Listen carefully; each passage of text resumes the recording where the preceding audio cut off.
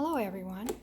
Today I'm going to talk to you about my making hexagon shapes the way I do. Now I use an iron and an ironing mat, and then I actually used the Sarah Sims packet, which has the 5/8 inch templates already cut out for you. They're on acid-free paper. Okay. There are many different types of templates that you can buy. These are from Paper Pieces. My Sarah Sims comes from Paper Pieces also. Another one is Sue Daly. She has nice templates also. And I do believe that there's other companies out there selling them. So many different sizes. As you can see, these are much smaller.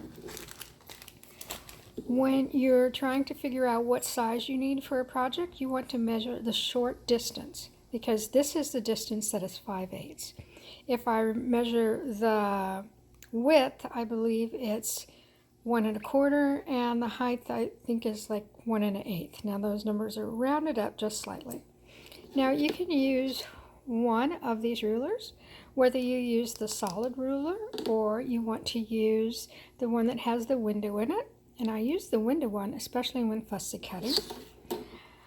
A water-soluble glue pen, a mat, small rotary cutter, a black Pigma pen, of course your fabric. You also need scissors. We'll need, if you're going to use starch, you're going to need a starch brush or a starch brush that you can fill with starch, which is a water brush. You're going to need your selected fabric, and of course a small cutting mat. A little bit more about making templates is, I have a silhouette cameo, and as you can see, I have filled a page with the templates the size that I want. I do like working with freezer paper, so over here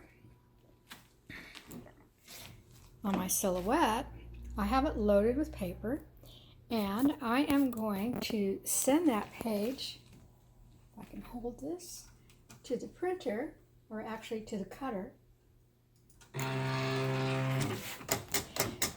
It is a little loud, and it will, in just a second, it will start cutting out each one of those templates that I placed on that page. I'm going to let this run, and then I'm going to remove it, and then I'll show you what that looks like.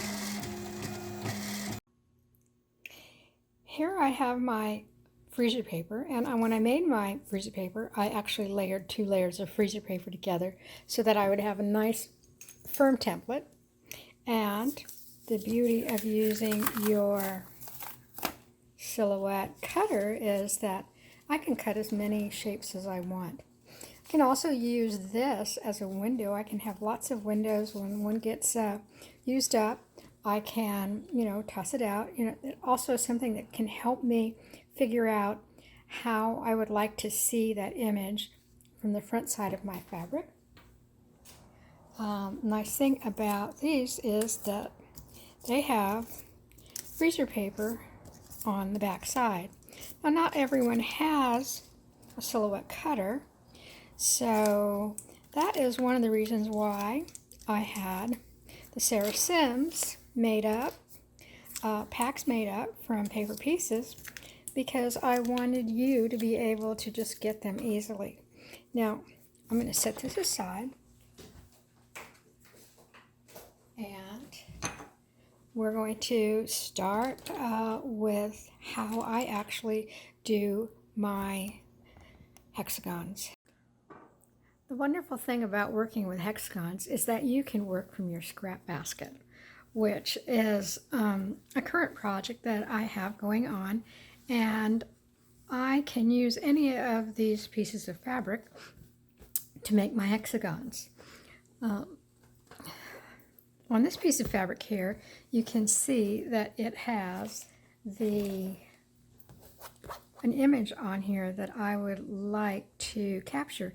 And then from the front of my piece, I can position my template with the opening in it so I can see exactly what it's going to look like. I could also do this with the piece of freezer paper that I had. Now, my templates have the 3/8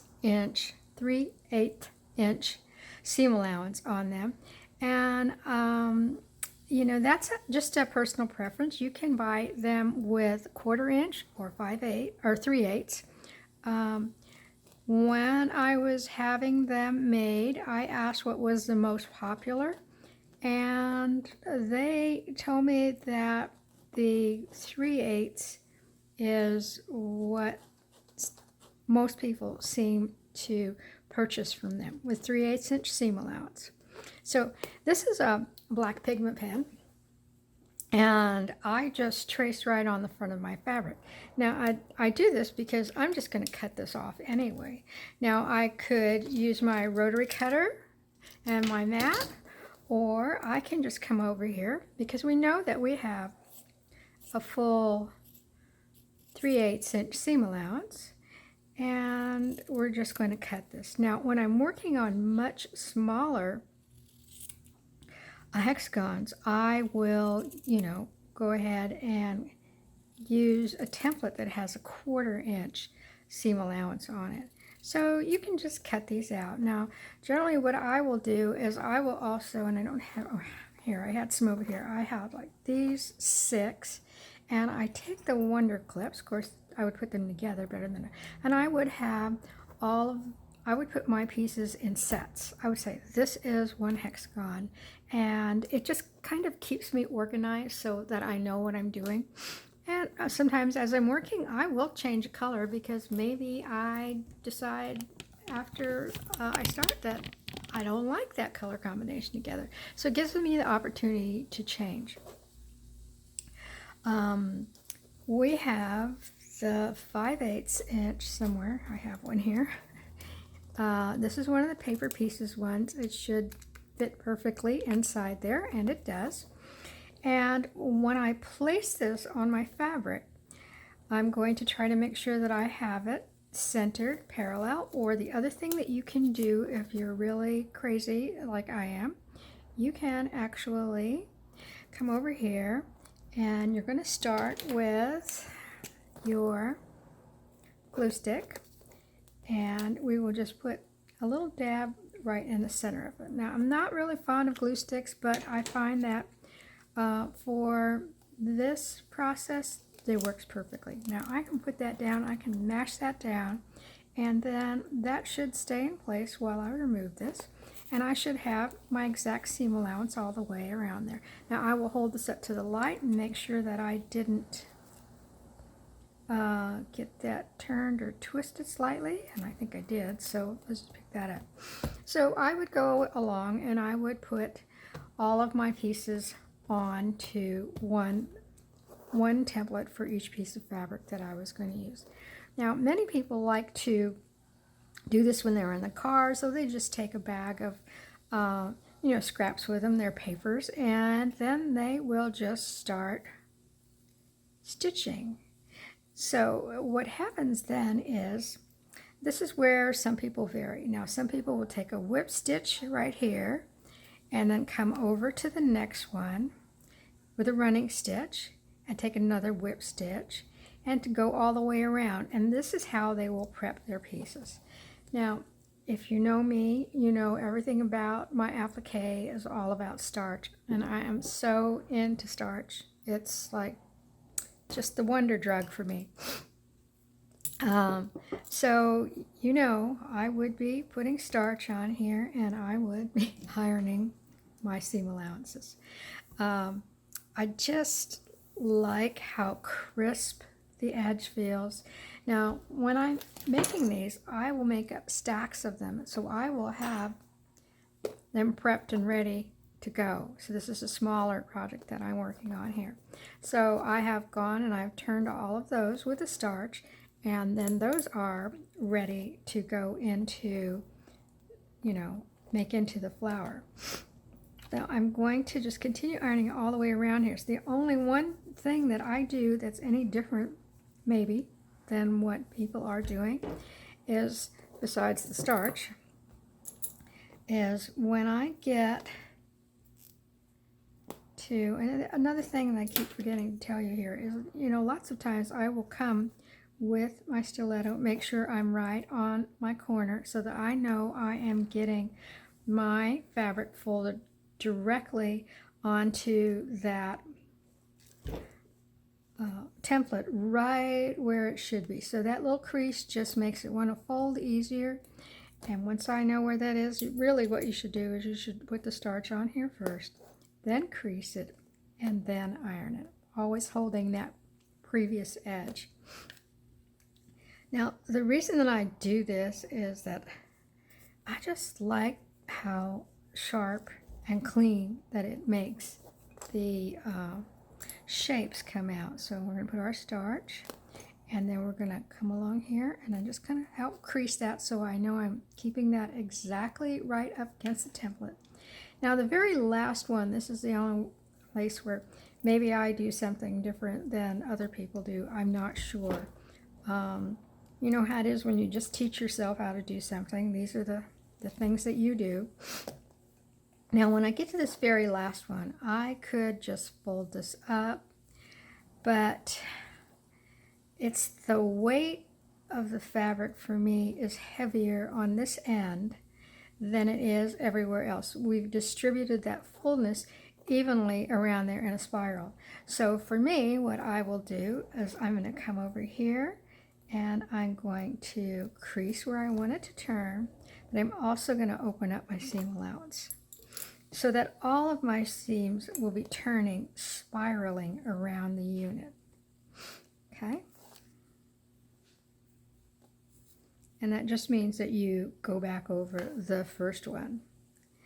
It's not any real secret, it's just the way I like to do it.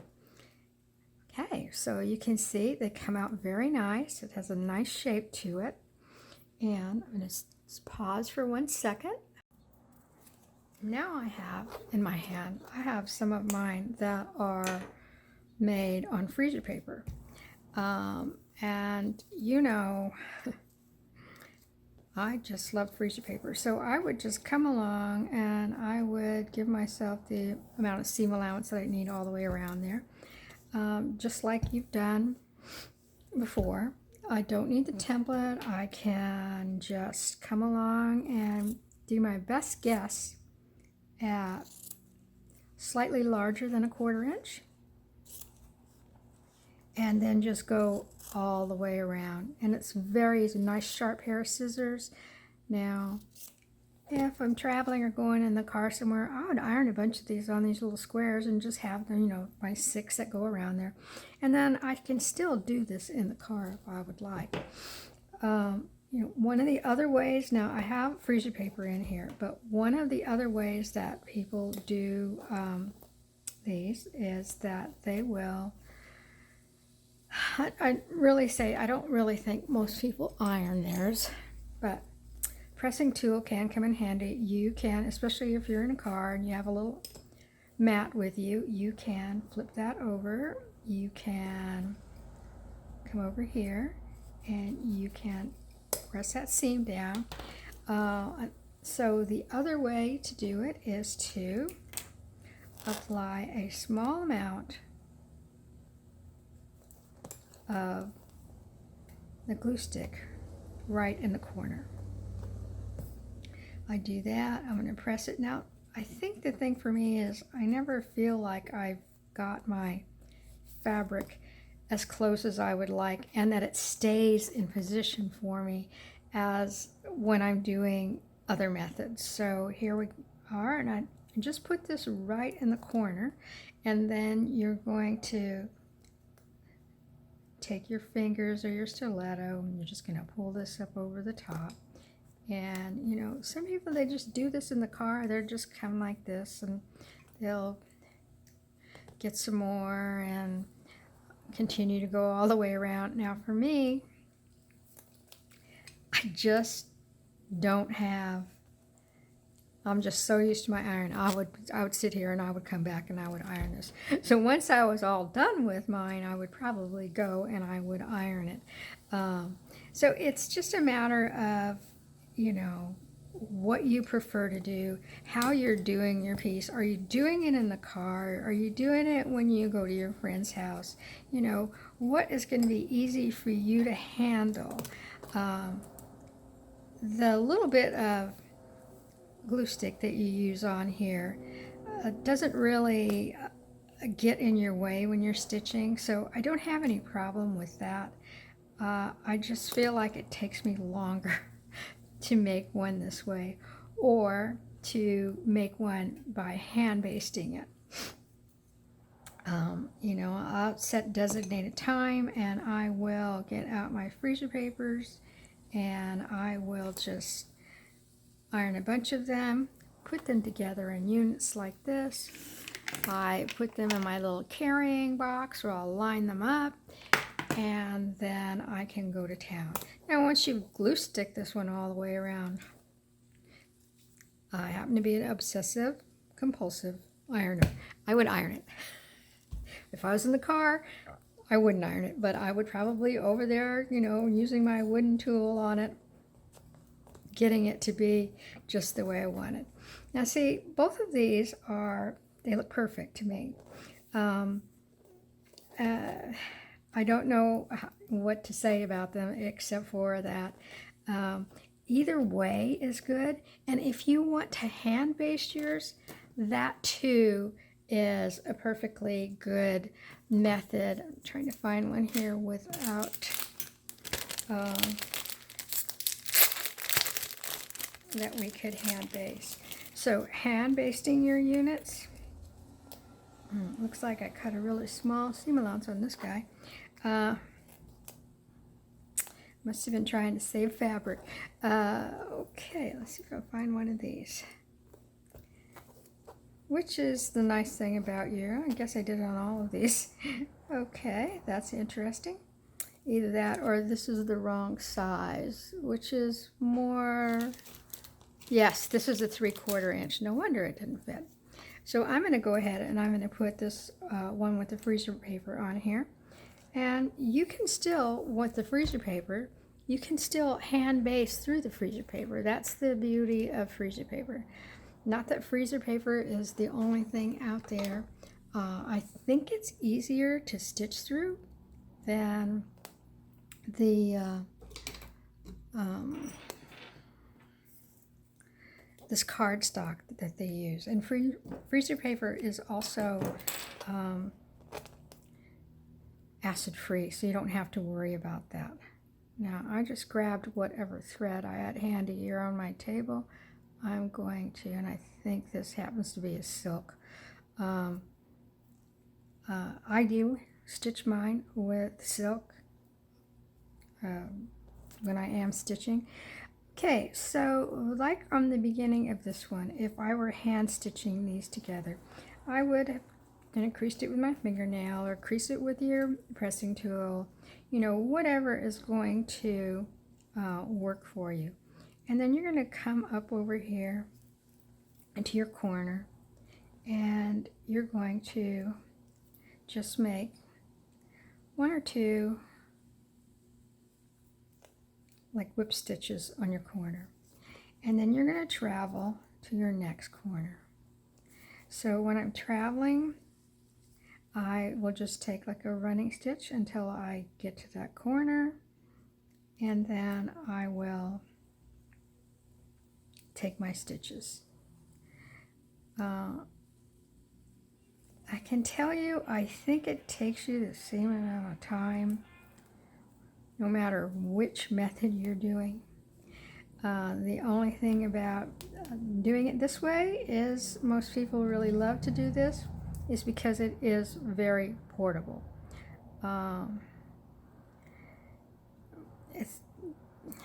Doing it like this is probably my least favorite way, only because I have to iron everything. So and continue to go around here until I would get the whole piece done. And it's going to look just the same as the other ones. I do think that they're not as flat. that there can be some, you can almost see that this is a little puffier. So that's maybe the only difference for me. The freezer paper, though, actually helps it to hold it in place. You know, if you're using the paper ones, then you're going to need to use the glue stick and just a dot in the center of them. So that's basically how we do them. And I'm going to get set up here, and then I'm going to talk to you about sewing them together. Okay, I'm back, and I have a couple of things here to talk to you about first. When I'm making something like this and it has a definite stem that's coming off of it, I make a decision where I want that to be. And normally, like this one, I would want it to be coming off the center of the flower.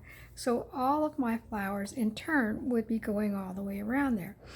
Now, although I know that, usually I be sewing along and I forget what I'm doing or forget where you're sewing.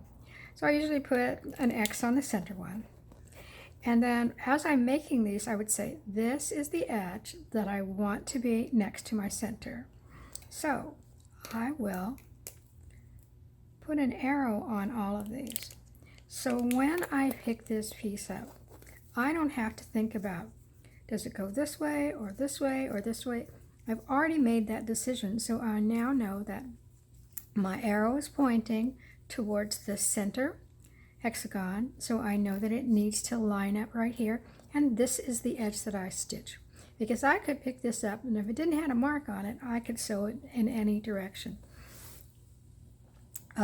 You can see this is kind of fussy, but that's kind of how I am. It's kind of fussy. There's a slight bit of a white flower that appears in the corner when I cut out these. Now, I prefer to have all of those in the center as opposed to having them all randomly come out. It probably doesn't make that big of a difference, but to me, when I have them all next to the center or all going in one direction, then it's just more appealing to my eye. My eye now sees almost another little design there in the center, and then I can focus on these flowers out here. Now this is a pentagon, and I love working with these little pentagons. They come out, they look just absolutely adorable. They're so cute. Okay, so the first thing we're going to do is we are going to, here it is over here, sorry. I'm going to start with this one over here. Now I started at my corner over here, and then I'm stitching, and when I'm stitching, I'm holding the two pieces together, and I'm just use a straw needle number 11 because I like the thin needle because it goes through the fabric really easily. So I'm not going through the template at all. You are just stitching through the fabric that's right along the edge of that template.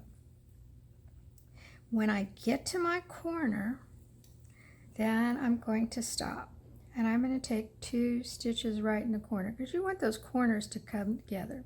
Now, if it's your first one, you might want to open it up and look and say, do I see my stitches? And I go, no, I don't see my stitches. They look very good. Okay, so we're going to set this one aside for a second, and I'll talk to you about that in a minute. On this one over here, what you can see is I have already sewn one on, and I think that, I'm not sure, but most of the people I've ever watched do this, they will add the next one, and then they will continue to add a new one all the way around. So once you go all the way around this, you still have to come back and sew these lines together. Now, for me, I don't like doing that. So this is the way I do it. And I did illustrate that in the pattern. It might have been confusing or different, I should say. I don't want anything to be confusing. So you can see here, and I talked to you about how I went around.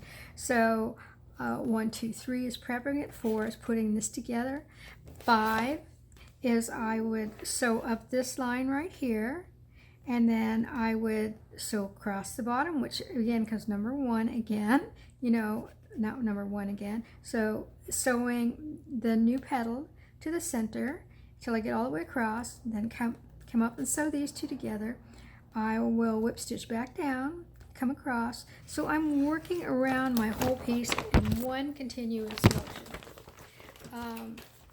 As kind of the same thing that I always do if I have something to go on. Remember that I work these green and dark green and light green stems both at the same time, so that when I went around my whole oval, I was only going around once. So we're at that point right here on this one. The other thing is when I sew these, I do take a very long thread. So you probably can't see how long it is. You're going to have to judge that for yourself. I haven't sewn one of these in a little while, so I don't know if I'm going to make it completely around here. But once I sew this one, I'd say, oh, I need to take about 2 more inches, or I need to take off 2 inches, and I would know that I would have enough thread to continually go around this whole unit without adding a new piece of thread. So I'm at the point where I have my first outer hexagon added. Now at this point I need to add a new one. And before I do that, I want to tell you something. Sometimes, now I'm going to see if this fabric here, sometimes you'll have a fabric that, especially a heavy fabric, and these aren't very heavy, they're very nice because you can see that I iron them and starch them and they just lay flat. But occasionally you might be working with a heavier fabric as not as high of a thread count, which means the threads are a little bit fatter. And what I will do to make sure that these stay in place is I just come and I just add a dot of Roxanne's glue base on those all the way around them. But you'll know it as you're doing it. If you are actually ironing your pieces and you're ironing them and you go, oh, that one's not going to stay down, I'm going to, every time I iron one of those corners, I'm going to put a dot of the glue base in there, and then they will not have, they will stay in place. Okay, so at this point we are ready to add our second one. Now if you were doing it like this, we would add our second one right here, and I would only stitch across here. But when I do it, I add my new one here. Okay, so I'm going to stitch straight up here, I'll whip stitch back, and then I'm going to come across here.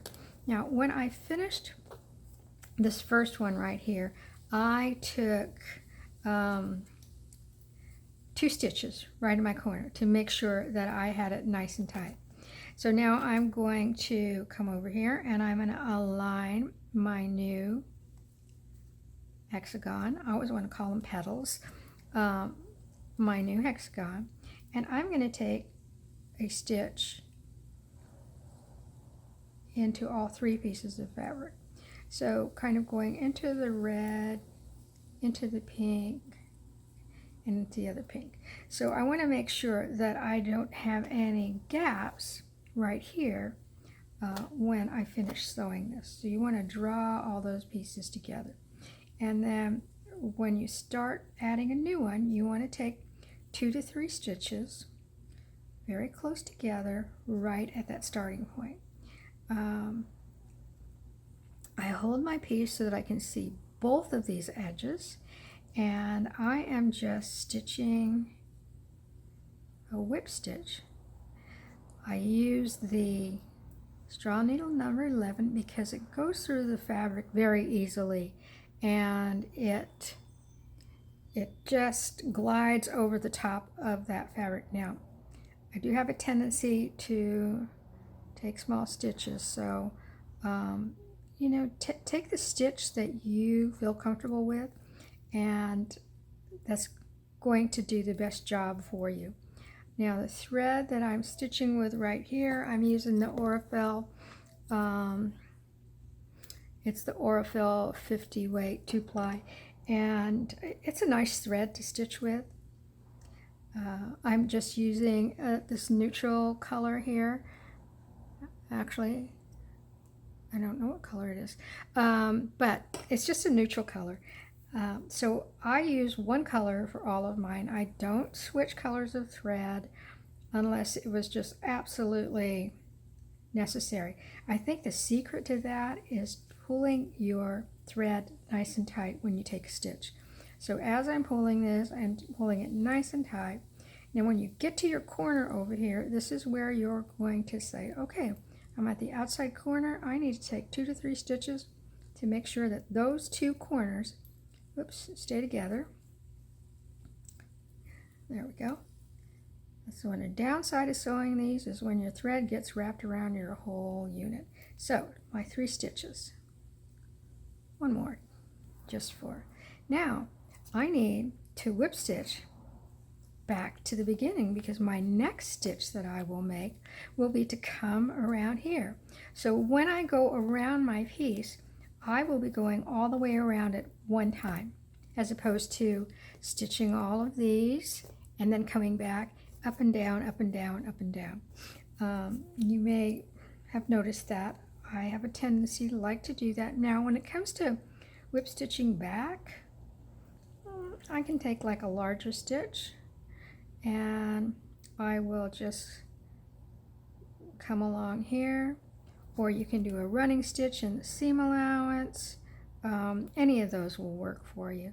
Once you get to your corner, again, I want to secure my thread because I am now adding a new hexagon. So once I add two stitches really close together, starting to get dark here, I need a little bit more light. So now I'm going to open this up and then I will just fold this in half.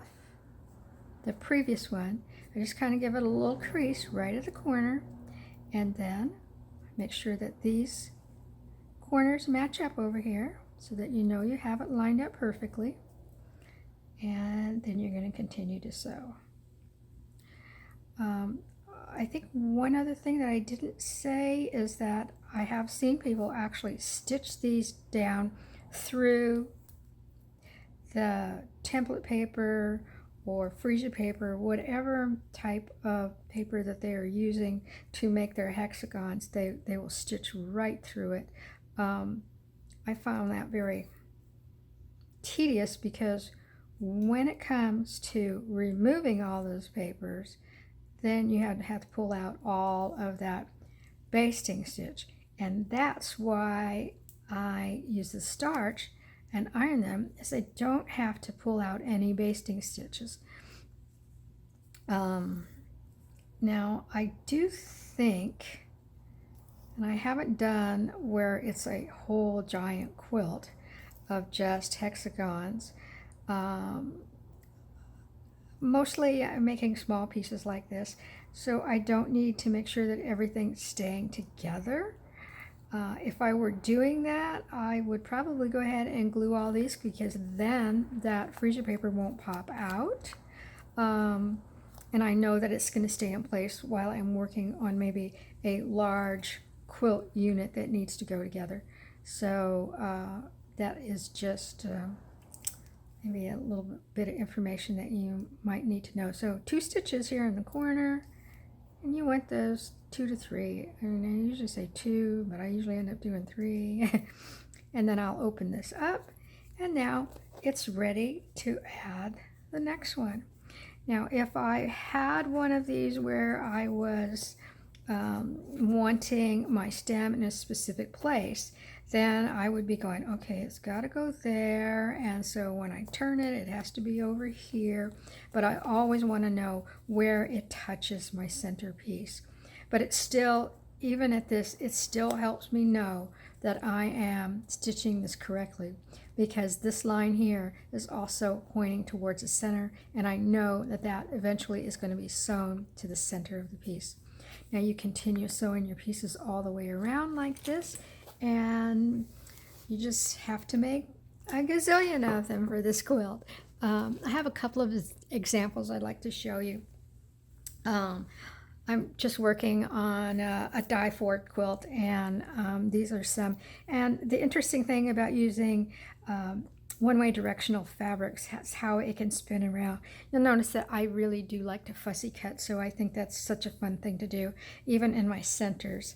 And these are all done. Even the back of the block here, the star and everything, was done English paper pieced, because I was able to scan the pattern and then just have my silhouette cutter cut the templates out for me, which made it very easily.